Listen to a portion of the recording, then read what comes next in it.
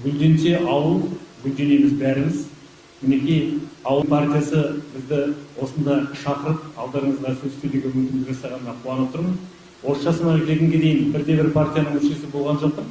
Бірақ жақсы істің басы қасында болып, бір жасампаз істердің ортасында болым деп шақырған жерлерге ешқашан да келмей қалған емеспін.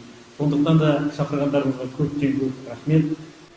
Сүйентай екеуміз Мысыр елінен келіп, орталарыңызға топида қалғанымызға қатты қуанышты болып тұрмыз. Өйткені әйелдерге қатысты форум өтеді. Соған ауыл партиясы бізді құрметтеп шақырды, барып қайтайық дегеннен кейін. Негізі екеуміз қол ұстасып жүргенімізге 30 жылдан асып кетті. Ол кісі қайда барса да, мен қайда барсам да екеуміз бірге жүреміз.